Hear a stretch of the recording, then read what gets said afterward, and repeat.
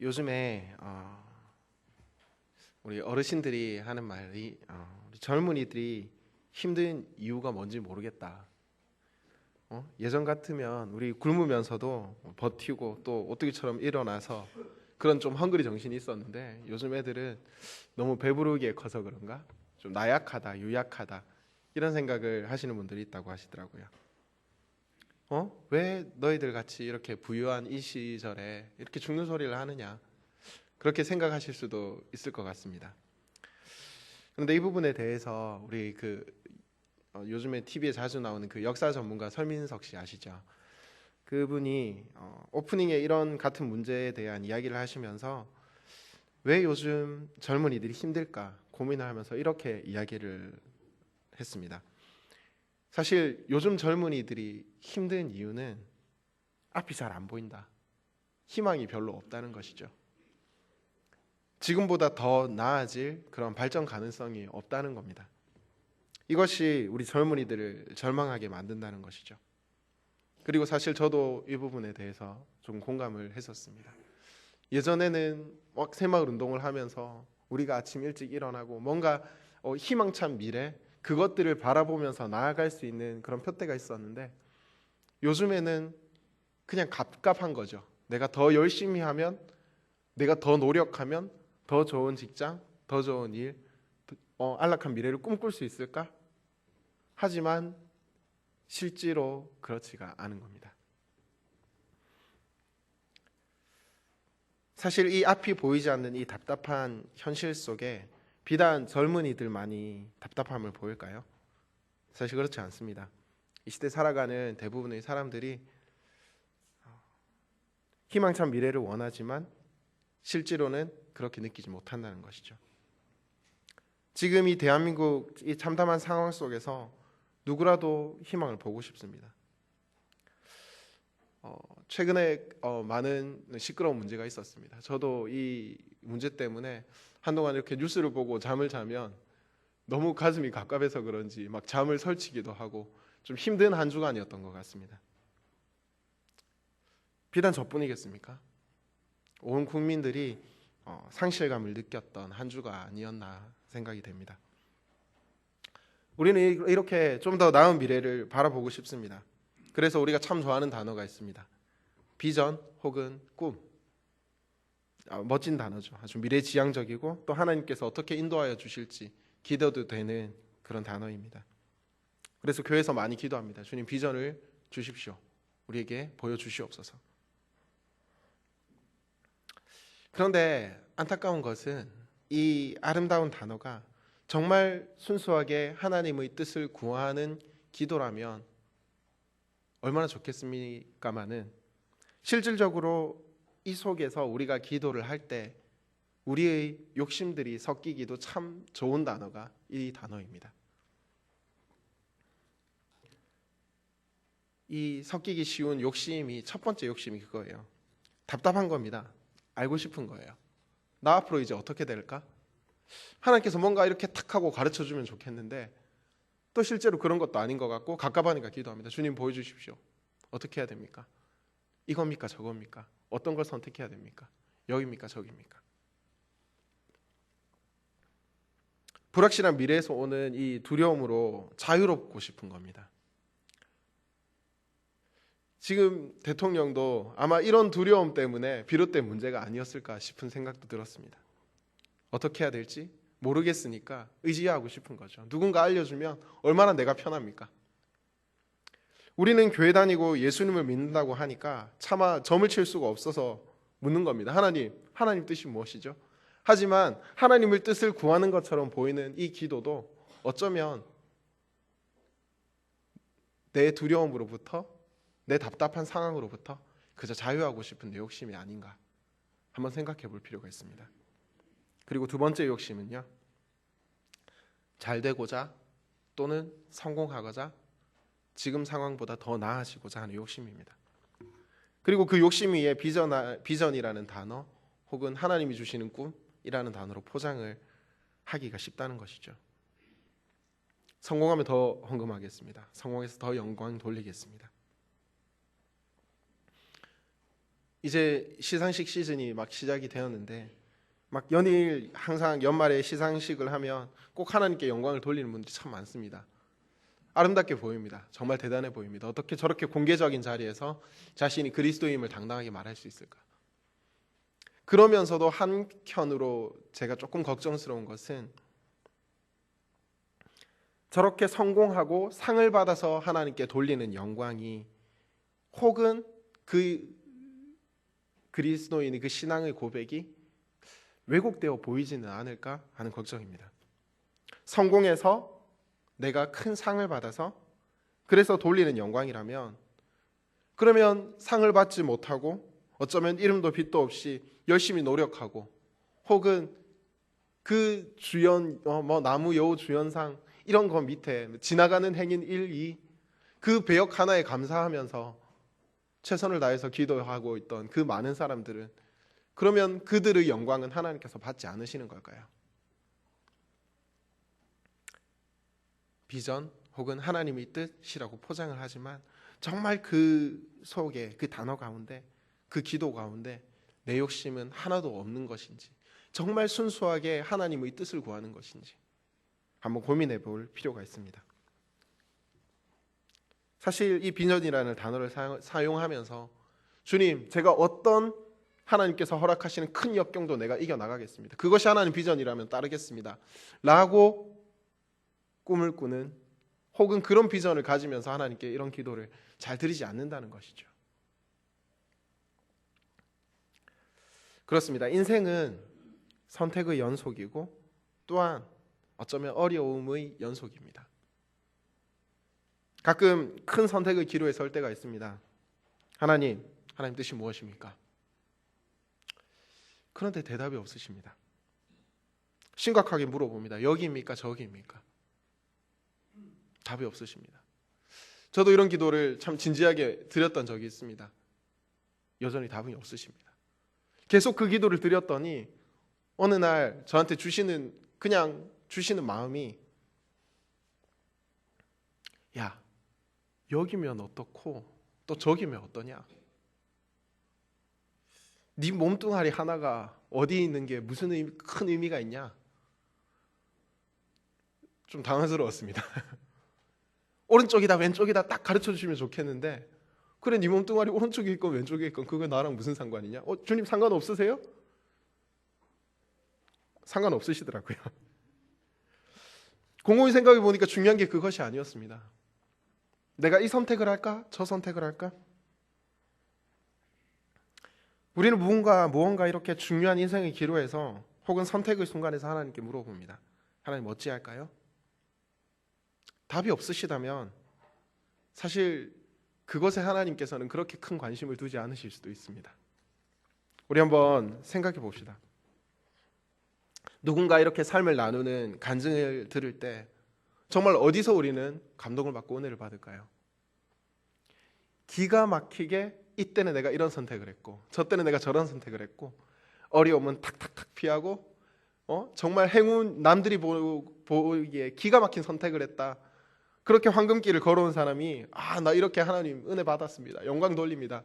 하면 사실 그 간증은 그냥 그 사람의 간증입니다. 그냥 그 사람의 이야기고 샘도 나고 배도 아프고 그건 그 사람의 이야기입니다. 그런데 나무 주연상, 여우 주연상, 주님 영광 돌립니다. 이게 아니라 주님 내가 사실 이렇게 힘들고 아프고 괴로운데 이 절망적인 상황 가운데서 그냥 오늘 하루 주님 은혜 구하면서 또 살아갑니다. 그게 꼭 해피엔딩이 아니더라도요. 그 속에서 그 상황 가운데서 하나님을 놓치지 않는 그것이 그런 간증이 사실 우리에게 더 큰 은혜가 되지 않습니까?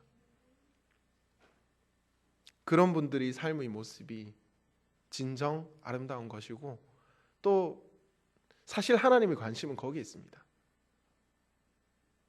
하나님께서는 우리에게 로또 번호를 가르쳐 주시는 분이 아닙니다. 이거 해야지 하시는 분이 아닙니다. 다만 지금 너의 그 삶의 자리에서 네가 있는 그곳에서 네가 할 수 있는 것이 무엇이냐 거기에 하나님께서는 관심을 갖고 계십니다. 여러분, 꿈쟁이 요셉 어떻습니까? 힘든 상황 가운데서도 하나님 주신 그 꿈을 잃지 않고 결국 국무총리가 된 그 축복받은 선택받은 이야기의 주인공이 요셉일까요? 제가 창세기 42장 9절을 한번 읽어드리겠습니다. 요셉이 그들에게 대하여 꾼 꿈을 생각하고 그들에게 이르되 너희는 정탐꾼들이라 이 나라의 틈을 엿보려고 왔느니라. 이 장면은 요셉의 그 형들을 이제 총리가 된 이후에 첫 대면하는 장면에 있는 말씀입니다. 요셉이 그들에게 대하여 꾼 꿈을 생각하고, 이 생각이라는 단어를 찾아보니까 회상 이런 단어더라고요. 영어 성경에도 Then he remembered his dream 이렇게 나와 있는데, then 바로 그때, he remembered 그냥 기억했다는 겁니다. 그러니까 이 생각은 자신의 그 드림, 그 꿈을 간직했던 그 비전이 아니라 그저 이 상황을 보니까 그때 꿨던 그 꿈이 그거였나 보다, 그냥 그제서야 깨달은 거죠. 요셉은 애굽 총리를 꿈꾸고 산 인물이 절대 아니었습니다. 자기 부모, 형제가 내 앞에 절했던 꿈이더라, 나는 꼭 그렇게 성공할 거다, 그랬던 인물이 아닙니다. 그것은 하나님께서 주신 비전이 아니었습니다. 그저 형제에게 버림받고 혹은 억울한 누명을 쓰면서도 그 최악의 상황 속에서 하나님을 인정한 것이죠. 오늘 본문이 그 아브라함을 다시 한번 나누겠습니다. 아브라함은 비전을 쫓은 자가 아닙니다. 아브라함은 가나안 땅을 차지하기 위해서 우르를 떠난 사람이 아닙니다. 그저 하나님께서 야, 네 고향, 네 본토 친척 아비 집을 떠나라, 그 말도 안 되는 명령에 그리고 떠난 인물입니다. 네가 그 가나안 땅에 가면 부지 몇 평의 땅을 네가 얻을 거고, 하나님께서는 그렇게 구체적으로 보여주시지 않았습니다. 일단 짐 싸서 나와. 본문을 다시 한번 읽겠습니다. 믿음으로 아브라함은 부르심을 받았을 때 순종하여 장래의 유업으로 받을 땅에 나아갈새 갈 바를 알지 못하고 나아갔으며, 갈 바를 알지 못하고 나아간 그것, 하나님께서 보시는 것은 그것이었습니다. 부르심에 순종하는 것, 그것이 내가 어디를 가야 할지 모르는 암담한 순간이라고 해도 말입니다. 혹시 여러분 중에 누명을 쓴 억울한 일, 혹은 옥에 갇힌 요셉같이, 혹은 아브라함처럼 지금 당장 짐은 쌌는데 어디로 가야 될지 모르는 그런 아브라함같이, 혹은 아들을 바치라는 그 말도 안 되는 명령을 들은 아브라함의 그 절망감같이 아무것도 보이지 않는 그 환경 속에서 힘겨워하고 계시는 분이 계십니까? 아무리 기도해도 주님 이겁니까 저겁니까 물어봐도 답도 주시지 아니하시고, 혹은 어쩌면 더 상황이 악화되는 것 같고, 하나님께서는 어떻게 해야 되는지, 어디로 가야 되는지 그저 나를 고통 가운데 방치해 놓으신 것 같고, 그 깊은 고난이 찾아왔다고 생각이 드십니까? 제가 최근 새벽 기도 때 나누었던 말씀을 짧게 다시 한번 나누고자 합니다. 혹시 여러분이 이 암담한 심정을 느끼면서 고통 가운데 계시다면, 그렇다면 여러분은 어쩌면 신앙의 가장 중요한 한 단계에 이른 겁니다. 16세기 수도사 중에 한 사람인 이 요한은 이 영적인 침체기, 암흑기, 하나님께서 나를 돌봐주시지 않는다고 느끼는 그때를 영혼의 밤이라고 불렀습니다. 그래서 제랄드 메이가 쓴 그 영혼의 어두운 밤이라는 책에 보면 이 영혼의 밤과 관련된 표현이 있는데, 마치 나의 영혼이 사막에 있는 것처럼 다시금 사악한 기운이 커져가는 느낌을 받았습니다. 혹은 이런 대목도 있습니다. 모든 사람이 다 나의 적인 것 같다는 느낌을 받았을 때 이것이 영혼의 밤이다 라고 표현이 되어 있습니다. 혹시 우리 가운데 이러한 느낌을 받으시는 분이 있습니까? 내 속에 분노가 사그러들지 아니하고, 혹은 모든 사람이 나를 적대시하는 것 같고, 하나님께 기도해도 아무런 응답이 없고 기도가 튕겨서 나오는 것 같고, 그저 사막에 툭 던져져 있는 것 같이 그런 단계에 있으신 분이 있다면 여러분 낙심하지 마십시오. 여러분은 어쩌면 신앙의 가장 중요한 단계에 머물러 있으신 겁니다. 이 영혼의 밤을 잘 이겨내지 못한다면 정말 신앙을 잃어버리기까지 무너져 버릴 수도 있습니다. 하지만 힘들고 고통스럽고 아픈 가운데 있지만 이 시험의 단계를 잘 이겨내게 된다면 이때 여러분은 진정한 영적 성숙을 이룰 수 있는 것입니다. 하나님의 관심은 여기에 있습니다. 영혼의 밤의 그 가장 큰 힘든 문제는 예수님이 그 십자가가 그리스도의 보혈, 부활이 나를 위해 죽으심이 잘 믿어지지가 않습니다.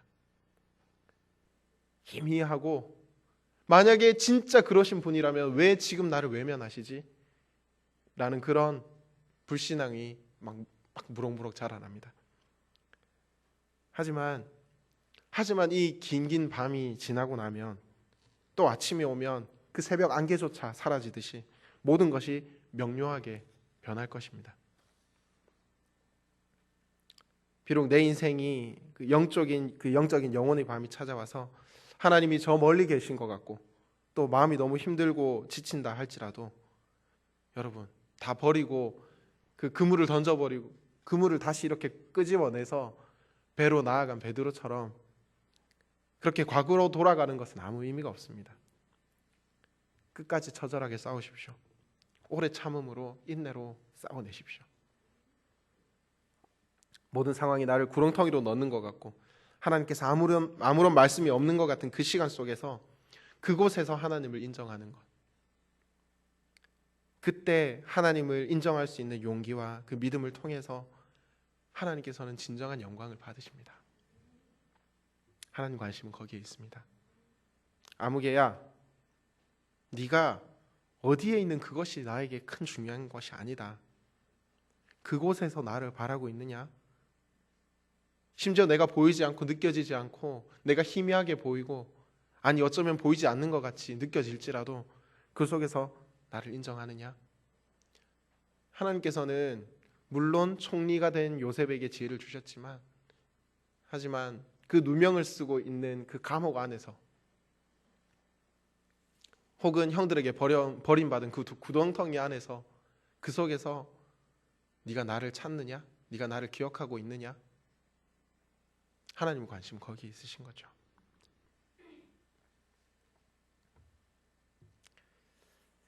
어쩌면 영혼의 밤과 같은 오히려 더 참담한 이 국가적 재난과 같은 시국 속에서 이 나라 또한 이런 그 영혼의 밤과 같은 단계에 이르지 않았나 생각이 듭니다.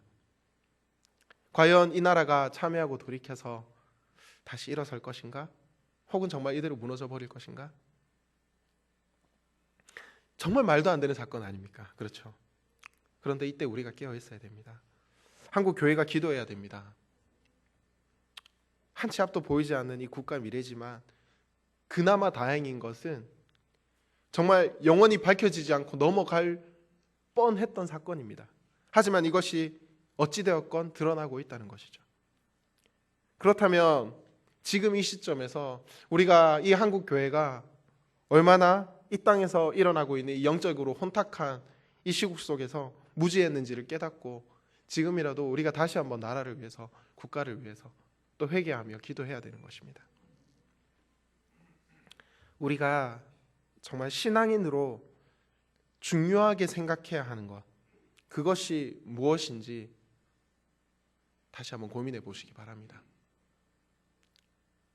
당장 나한테 어떤 선택이 더 이득이 되는지 그런 것들을 물어가는 이런 근시안적인 그런 신앙인의 자세가 아니라 우리가 정말 궁극적으로 추구해야 될 것이 무엇인지 그것을 한번 고민해 보시기 바랍니다. 앞이 보이지 않는 열악한 상황 속에 있습니까? 그렇다면 지금 내가 선 이곳에서 하나님을 인정하는 방법이 무엇인지 고민하시기 바랍니다. 이 나라가 영적으로 혼탁해서 제 갈 길을 못하고 방황하고 있습니까? 그렇다면 내가 이 나라의 그리스도인으로서 어떤 기도를 해야 하는지를 고민하시기 바랍니다. 혹은 내 신앙이 자꾸만 연약해지고 의심이 생기고 넘어지려 한다면, 휘청거린다면, 그렇다면 이 상황 속에서 내가 끝까지 이 영혼의 밤 따위 이겨내고 내가 새 아침을 맞이하리라. 그리고 깊은 밤이 지난 이후 정말 새벽빛과 같이 쏟아지는 그 여호와의 사랑을 확인하리라. 그런 결단이 있길 바랍니다. 여러분 어떤 상황 가운데 있으십니까? 어떤 결단이 필요하십니까? 하나님께서는 어떤 나의 모습을 찾으시는지 여러분 다시 한번 고민하시고 결단하시고 이겨내시고, 그리하여서 정말 하나님이 관심을 가지는 그곳에 나의 관심이 있기를 원하고, 우리 함께 찬양하지 않습니까? 주님의 손이 발이 있는 그곳에 내 손이 내 발이 있기를 원하고, 정말 하나님의 마음을 가진 자, 하나님의 마음을 공감하는 자, 하나님께서는 그들을 찾으십니다. 내 한 몸뚱아리 어디로 갈까요? 그것이 아니라 하나님의 관심은 어디에 있습니까? 하나님은 지금 내 상황 속에서 무엇을 원하시는지를 고민하시고 또 그것을 위해서 기도하시고 나아가시는 여러분 되시기를 간절히 바라고 기도하겠습니다. 함께 기도하겠습니다. 사랑의 주님, 감사합니다. 주님, 여전히 저희는 나약하여 불확실한 미래에 두려워하고 고통 가운데 몸부림치며 때로는 하나님을 원망하며 그렇게 하루하루 살아갈 때가 있습니다. 하지만 주님,